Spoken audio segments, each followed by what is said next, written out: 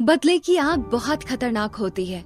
ये दोषी के साथ साथ निर्दोष को भी जलाती है। आखिर कौन सी डील करने वाली है आरोही? क्या आरोही अपना बदला पूरा कर पाएगी? क्या हुआ आरोही के लिए हुए बदले का अंजाम? तुम्हें मुझसे एक्यूपंक्चर इंजेक्शन के 3 डोज चाहिए थे ना, वो तुम्हें मिल जाएंगे। लेकिन उसके बदले में मुझे अनन्या के वो शॉर्ट वीडियोस चाहिए जो तुमने अनन्या के कंप्यूटर से लिए थे। मुझे एक्यूपंक्चर के 3 नहीं बल्कि 10 इंजेक्शन चाहिए, वो भी उसे तैयार कैसे करते हैं, उस फॉर्मूला के साथ। आरोही ने विहान की बात मान ली। कुछ ही देर बाद आरोही को उसके ईमेल पर कुछ वीडियोस मिले। आरोही के हाथ अनन्या के खिलाफ एक बड़ा प्रूफ लगा था। आरोही ने अपने फोन से विक्रम का नंबर डायल किया। विक्रम के कॉल उठाते ही आरोही ने कहा, कहाँ हैं आप? कोई इम्पोर्टेंट काम कर रहे हैं क्या? अगर आप फ्री हैं तो मैं आपको लंच पर कहीं बाहर लेकर जाना चाहती हूँ। आप वहीं आ जाना और अपने साथ अनन्या को भी लेकर आना। आप बिना अनन्या के आएंगे तो मैं आपसे कभी बात नहीं करूंगी। आरोही की जिद की वजह से विक्रम ने अनन्या को कॉल किया और दोनों आरोही की बताई जगह पर पहुंच गए। वहां पहुंचते ही अनन्या ने फिर अपनी एक्टिंग स्टार्ट की और आरोही से बोली, आरोही, मुझे पता है तुम कल की बात से दुखी हो, इसलिए हम दोनों को ऐसे साथ बुलाकर सॉरी बोलना चाहती हूँ। आरोही अपने ख्यालों में कहीं खोई हुई थी। तभी विक्रम ने आरोही से पूछा, अब बताओ क्या कारण था जो तुमने इतनी जल्दी में हम दोनों को एक साथ यहाँ बुलाया है? मैं आपको कुछ दिखाना चाहती हूँ, इसलिए आपको यहाँ बुलाया है। इतना बोलकर आरोही ने विक्रम की तरफ अपना फोन बढ़ा दिया।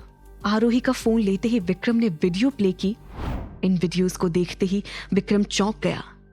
उसने गुस्से में अनन्या की तरफ देखते हुए कहा, व्हाट द हेल, ये सब क्या है? विक्रम का ऐसा रिएक्शन देखकर उससे थोड़ी दूर खड़ी अनन्या अभी हैरान थी कि आखिर विक्रम ने फोन में ऐसा क्या देख लिया। उसने विक्रम के पास आकर जब वीडियोस देखे तो उसके पैर के नीचे से जमीन खिसक गई। उसके जैसे होश उड़ गए। उसे समझ नहीं आ रहा था कि अब वो इस बात का क्या जवाब दे।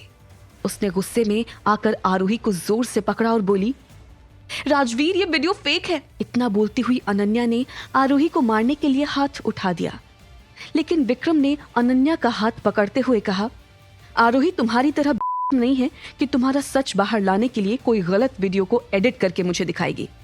और वैसे भी वीडियो में साफ समझ आ रहा है कि ये वीडियो असली है, और अगर तुम सही होती तो अपनी गलती के लिए माफी मांगती, ना कि ऐसे आरोही पर इल्जाम लगाती।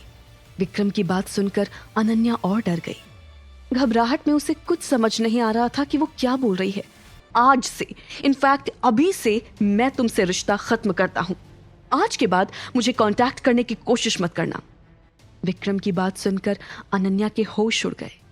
एक ही पल में उसे उसके सारे प्लान्स खराब होते नजर आने लगे। अनन्या ने सोचा कि वो ऐसे हार नहीं मान सकती। उसे किसी भी तरह से विक्रम को मनाना था।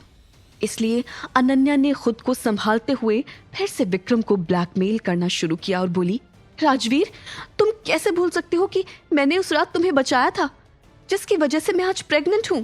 आई डोंट केयर, मैं तुम्हारे साथ नहीं रह सकता। ज्यादा से ज्यादा मैं तुम्हें इस बच्चे की देखभाल के लिए और तुम्हारी जिंदगी को चलाने के लिए पैसे दे दूंगा। इतना बोलकर विक्रम वहां से चला गया। अनन्या की लाख कोशिशों के बाद भी विक्रम ने उसकी एक नहीं सुनी। अनन्या बहुत ज्यादा गुस्से में थी।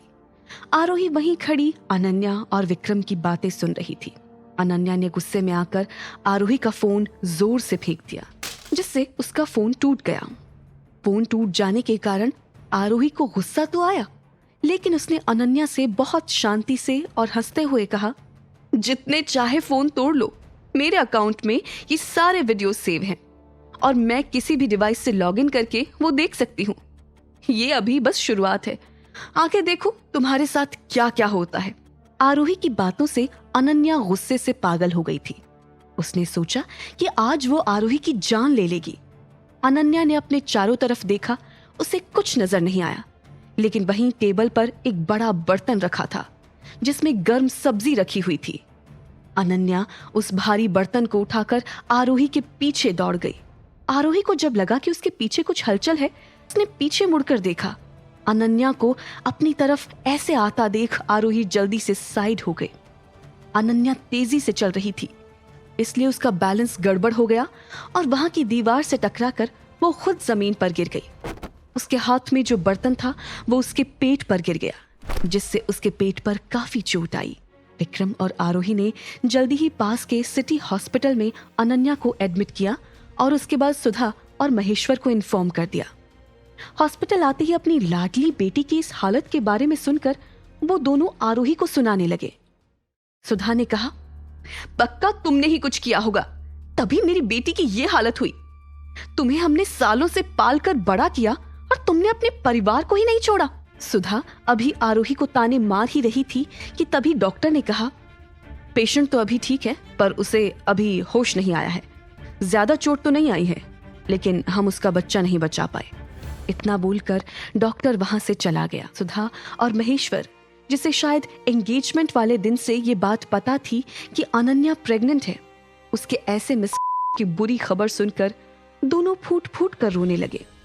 सुधा ने आरोही का कॉलर पकड़ा और उस पर चिल्लाती हुई बोली, क्या बिगाड़ा है मेरी बेटी ने तुम्हारा, जो तुम हमेशा उसके पीछे पड़ी रहती हो। ना बोलते हुए सुधा ने आरोही को मारने के लिए हाथ उठा लिया।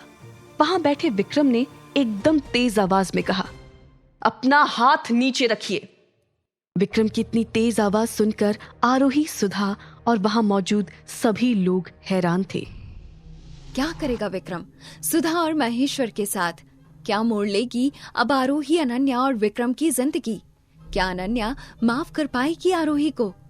क्या इतने बड़े हादसे के बाद भी विक्रम छोड़ देगा अनन्या को? जानने के लिए देखिए अगला एपिसोड सिर्फ पॉकेट एफएम के YouTube चैनल पर। और शादी के बाद के सारे एपिसोड्स को सुनने के लिए डिस्क्रिप्शन में दी हुई लिंक से डाउनलोड कीजिए पॉकेट एफएम ऐप।